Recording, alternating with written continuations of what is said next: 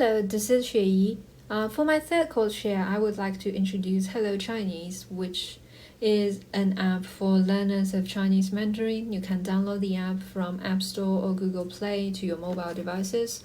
I'm actually recording this code share from my iPad. This app generally works well. When I was playing around with it, I did not have too many issues understanding how it works or simply navigating it. I signed up for an account with my email. I have access to some of the content, but to be able to access all the content, a learner does need to upgrade their subscription to either Premium or Premium Plus. Here is the pricing.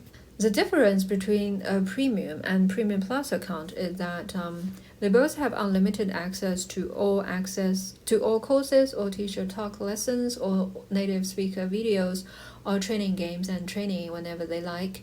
But for a Premium account holder, they cannot access all graded stories, Chinese character course, or immersive lessons and customer support. That's a decision to make here if the learners want to have a subscription. This is my profile page, very simple and straightforward. I would like to get started with the Learn section. This is the main section of the app. It's got really a lot of lessons on different topics. This app, according to the website, it works for people who are totally new to Chinese, to people who possess a proficiency level of HSK4. HSK is 汉语水平考试, which literally is Chinese proficiency test. So HSK1 would be like the basic level of Chinese, and HSK4 would be A2 or B1 in CEFR. To unlock all these lessons, you have to either complete the previous lessons, as I have done here, or you can take a shortcut, which is an interesting feature that I found of this app. So this is the end of all the lessons, but you can click to take a shortcut test.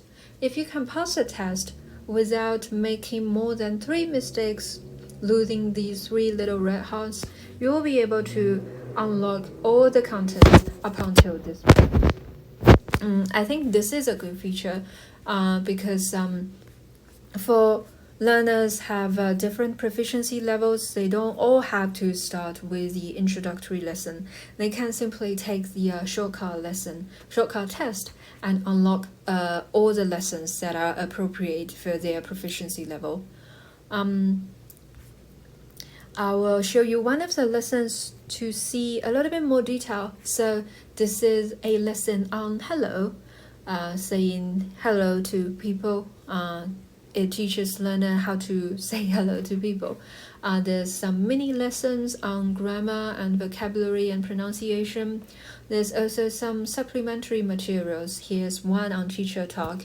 It talks about culture and context of the topic of this lesson. So there's some short readings on the topic of the lesson.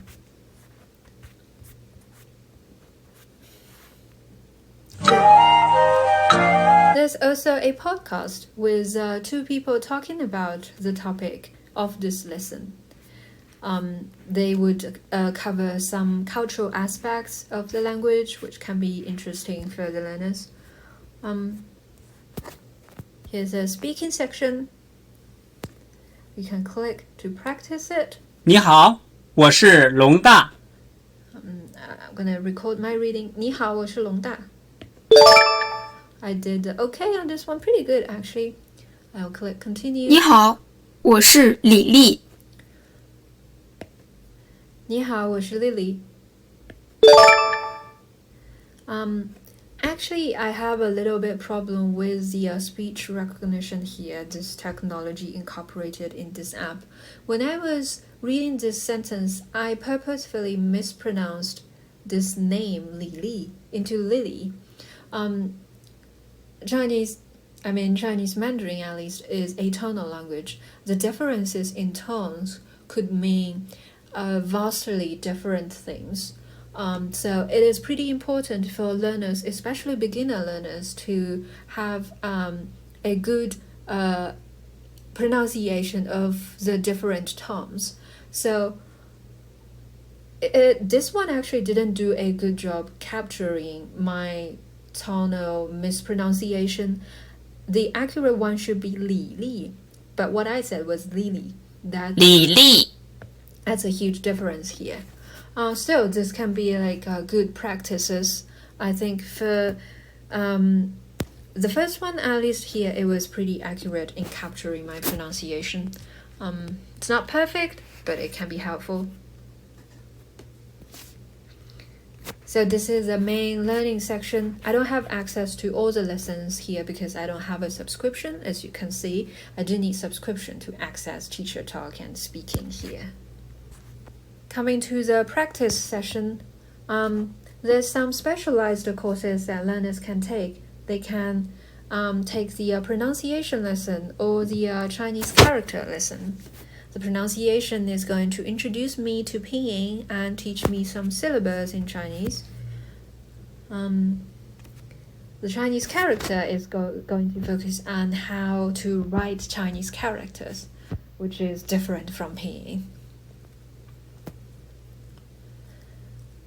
Some drills that I can do. I can save difficult points as I go through the learn section. I haven't saved anything, so there isn't really anything for me to practice. But as learners use the app, they can save difficult points to this drill section and practice them later. There's also a native speaker video section that I find interesting. 我不吃辣的。我不吃辣的。 I find this feature pretty useful because this app has a lot of different native speakers of Chinese speaking Chinese, and they don't have like perfect textbook pronunciation. I think that's actually a really important feature to have because most of the time in real life conversation you don't talk to people with really perfect textbook pronunciation. I think it's important for people to like hear how this language is spoken by native speakers. This little snail icon is interesting as well. 我不吃辣的。 It can slow down. 我不吃辣的。 Can play 我不吃辣的。